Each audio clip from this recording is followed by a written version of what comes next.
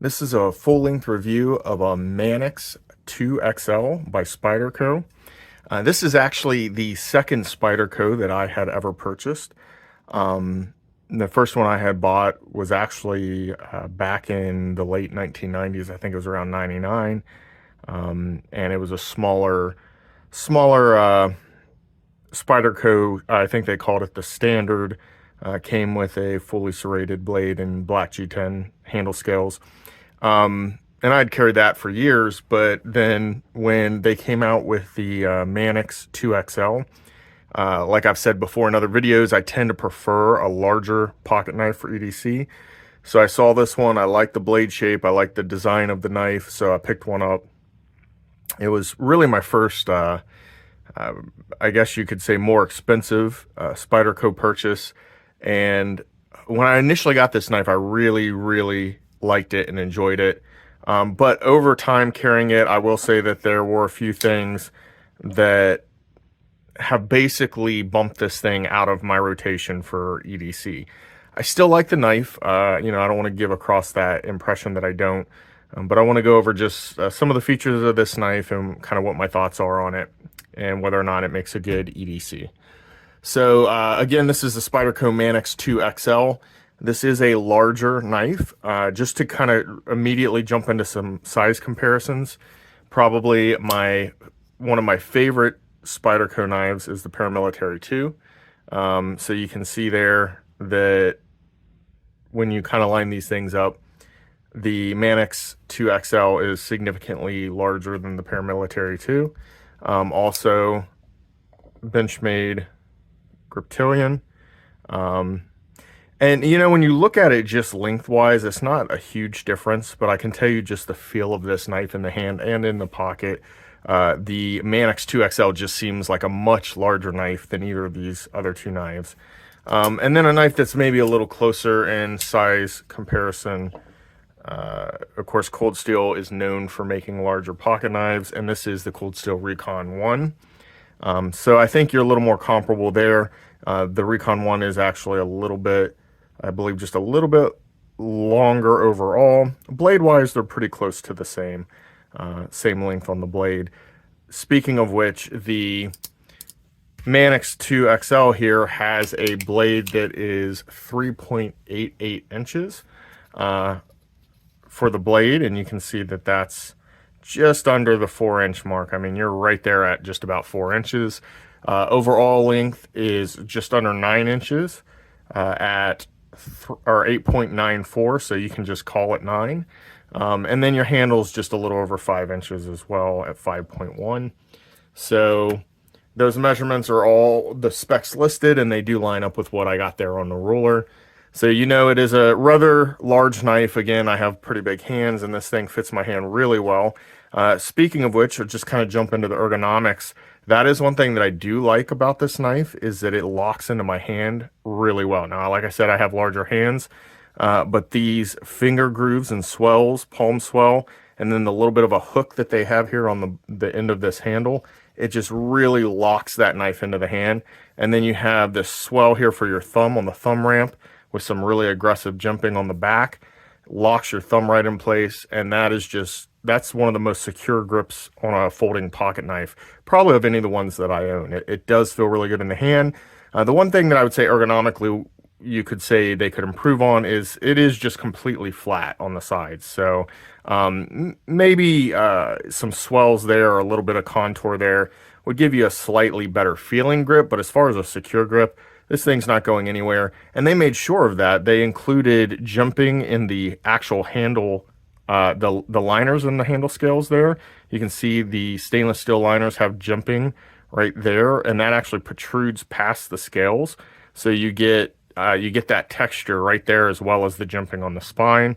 And then again, even on the inside here, you've got that same thing on those liners where you have these little teeth almost that stick out just slightly past the G10 scales, and it just really locks this blade into your hand whenever you're using it and cutting with it. Now, they also do include a little bit of a finger twirl there so that you can choke up on the blade. A lot of people really like that about the Spydercos. Maybe just because growing up using knives. I wasn't used to having that feature. I find that I don't really use it too often. I usually just keep my hand locked in place back here, but it's nice to have it, have the option in case you want to use it. So as I mentioned, this is G10 handle scales here. It does have a moderate texture on it. It's not super aggressive, but it's also not smooth. When you rub your thumb across it, you definitely feel grip there. That's providing pretty decent grip, but not going to tear up your pocket either. So I feel like they did nail it on the grippiness overall of this knife. This thing really just locks tight into your hand. They also do have a extra large lanyard hole in it. So if you're somebody who's into attaching lanyards to your knife, you shouldn't have any problem with that. You can notice that the belt clip, again, Spyderco doesn't really do the deep carry thing. I wish they did, but they don't. In fact, this one is the opposite of deep carry with the lanyard hole sitting above the clip. You've got a big chunk of this knife sticking out of your pocket whenever you're carrying it, which makes it really easy to get a hold of and deploy. But if you're somebody who doesn't like to show half your knife sticking out of your pocket, you know, that's kind of maybe a negative for you there. And it is reversible for left or right, but it is only a tip-up carry knife, so you don't have the option of switching it from tip-up to tip-down. The other kind of more unique feature on this knife, not unique in the sense that Spyderco doesn't have other knives that use it, but unique just in general, is the locking mechanism here. This is one of their caged ball bearing locks. So at first glance, a lot of people compare this to the Axis lock, which is on a lot of Benchmades, right? So you're looking at what seems very similar. You have what feels like kind of these studs or balls that you pull back on to lock and unlock the knife, right? So in function, that feels very similar. I'm pulling back and that unlocks the knife. And then on the Spyderco, same thing. I'm grabbing here and pulling back. That unlocks the knife. And so in some ways they are similar.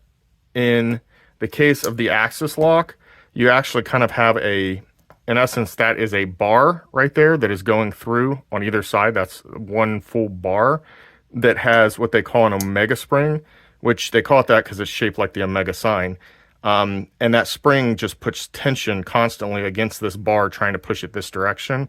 It just loops up and then connects back here into the spacers. And so when you pull back on that, you have that spring tension trying to keep it forward, but when you pull it back, that unlocks it. And then when you flip it forward, there's a notch in the tang of that blade, and that bar just slides into place between the blade and the handle scales there, and it just creates a lockup, and it's a pretty secure lockup. The only thing I've ever heard, I've never of course experienced it, is that those omega springs are pretty small, thin, light springs, and they can have a tendency over a lot of use apparently to break. So that is a possibility there. I will say that the lockup definitely feels, I don't know that functionally it's any more secure, but it feels more secure with the Spyderco ball bearing lock. So this is actually a ball bearing resting within a polymer cage, which is kind of the buttons here creating so that you can pull that ball back and forth. There's a ramp that the ball slides down and then in a similar fashion gets wedged. That ball bearing gets wedged between the blade and then the stop pin or the backing here. And so that blade can't go anywhere while that ball bearing is in the way. So you pull the ball bearing out of the way and now you can lock and unlock the knife, right? So it's very similar in some ways, but it is a little bit different in actual functionality.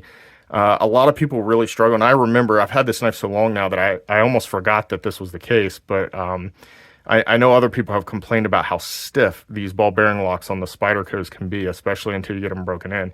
And it is very true. I remember that was rough on my thumbs, and I had to really pull back to get that thing to unlock when I first got this knife. Now I can do it pretty easily, one hand. You do have to use two fingers, you pull back and unlock, versus the Benchmade, which realistically is so light that I can actually just unlock that with one finger, just using my thumb and not even using my other finger. So it is much lighter on the Axis lock. The ball bearing lock is a lot stiffer. I guess I could do it with one thumb, but it definitely takes a lot more effort. So that's kind of the locking mechanism. Both of those locks, I don't really say that one or the other is stronger. I would think that this one would be a little less prone to maybe breaking due to wear over time. But that's just my suspicion. I don't have anything to back that up. but I would say you could probably trust both locks. I don't have any problem with having either one of them. This knife is a somewhat heavier knife at 5.2 ounces. It does have a blade made out of the CPM S30V, which of course, you know, if you're into knives at all, you're familiar with S30V. It has kind of become the standard decent quality steel blade. It used to be, years back, it was considered one of the premium steels, and now it's kind of just, I would say if you want what you would consider a little bit higher end knife, S30V is the lowest standard you could start with. Anything less than that, and I couldn't consider it a decent high-end quality knife. And of course, there are steels that are way more expensive and of course more lauded than the S30V at this point. In fact, S30V has even gone through some evolutions into the S35 and S45 VN steels. So there's been upgrades to that, but it is still a good workhorse steel. This blade material is definitely going to hold up to everyday use, and you're not going to have any issues with that.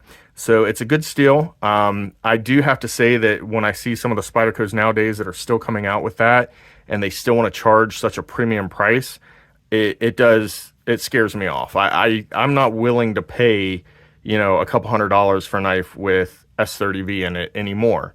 Back when that was considered one of the premium steels, maybe. But now I feel like if I'm going to spend a couple $100s on a knife, I should be getting a better steel than that. That's my personal preference. And again, a lot of that comes down to what budget you're working with and how much disposable income you have, and, you know, whether you mind spending that extra money and all that. Me personally, I guess I'm still a little bit cheap or a little tight compared to some people. And so I feel like I need a little more bang for my buck when it comes to the blade steel, if you're paying the prices that most Spydercos are going to be listed at. So overall, that's just kind of the rundown of the knife itself. So I mentioned that I used to carry this thing quite a bit as an EDC, and I've kind of stopped doing that. So I just want to go into a little bit of the cons. So the pros I've already kind of mentioned a little bit. I like the size. It's a larger knife. I love the ergonomics as far as how this thing locks so tightly into the hand with all the different jimping and grip points that they put on this blade. I love the blade shape. I like that kind of almost leaf shape that this has. I like that, you know, it's a larger blade. There's a lot that I do like about the knife. But the one thing that I really don't like, and it's really only one thing, and eventually it got me to stop carrying this knife, is that when you close this knife, and I don't know if you can tell this, but this is a super wide knife, like from this side to this side. So as you're putting this in your pocket, right, this is taking up so much real estate in the pocket. It's just, until you do it, it's just crazy.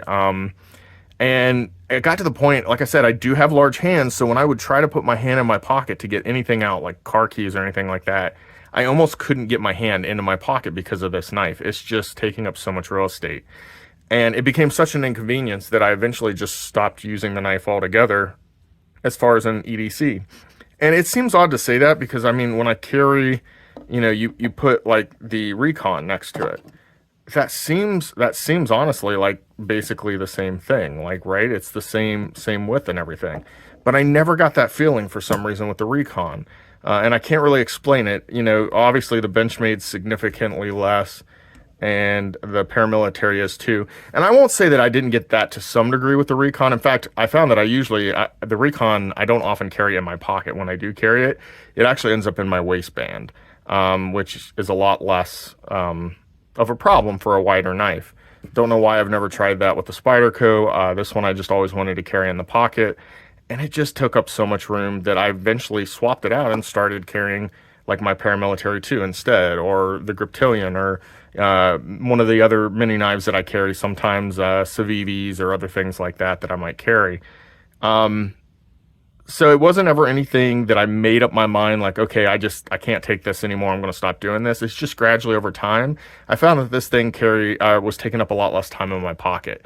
And eventually got to the point where, while I still love this knife, like I hate even saying that I don't carry it anymore, because I do love this knife. I love the way it feels in the hand. I love the build quality. I love the shape. I love everything else about the knife, but I just don't really carry it anymore because it just functionally in the pocket, it wasn't working for me. I will say that it's not as smooth of opening as my paramilitary 2 or some of my other knives. Even the Benchmade Griptilian there, you could see how easily that swung open and closed. This thing, the Spidey Flick, doesn't always lock it into place unless I get you know, really after it. Closing it, you can kind of shut it, but not really. You know, it's just a lot tighter. But that never really bothered me because it is, even though it's tighter, it's still smooth. You know, it's not real bad or anything. And I just like the knife otherwise so much. But yeah, it just, like I said, doesn't take up time in my pocket anymore because it just was taking up too much space in my pocket. So that's kind of my overall review here of the Spyderco Manix 2 XL. If you're somebody who likes a larger knife and you don't mind that it's wide like it is, if it taking up more room, maybe you have a dedicated pocket for a pocket knife and you don't carry anything else in that pocket. If that's the case, then I can't recommend this knife highly enough. It's a great knife. I love the knife. And I think you would too if you're somebody who likes a larger pocket knife and that's not going to bother you. If you're somebody who does keep a lot of stuff in your pocket, you may run into the same issue I did, which is this knife is just a little bit too wide, too bulky for everyday use. But other than that, like I said, guys, I love this knife. I can't recommend it highly enough for somebody who is looking for a larger pocket knife, wants good quality, which you're always going to get that good build quality from Spyderco, and doesn't mind the fact that the knife is going to take up a lot of room in the pocket, because that's really my only negative. If that's you and that fits all your criteria for what you need for an EDC, then I can't recommend this thing highly enough. I love it. I know it doesn't always get the attention that like the Paramilitary 2 and some of the other Spydercos, you know, even the Paramilitary 3 and some of the other models. For whatever reason, the Manix 2 XL, I don't ever see as much hype about it. But I gotta say, yeah, to me, other than that one thing, it's a home run. And I hate the fact that keeps it out of my pocket, because I do love the knife so much. So guys, sound off in the comments. If you carry a Manix 2 XL, let me know. How does that work for you? Have you run into any issues with it just being too big in the pocket? And what are your thoughts on carrying a knife like this as an EDC? Thanks for watching.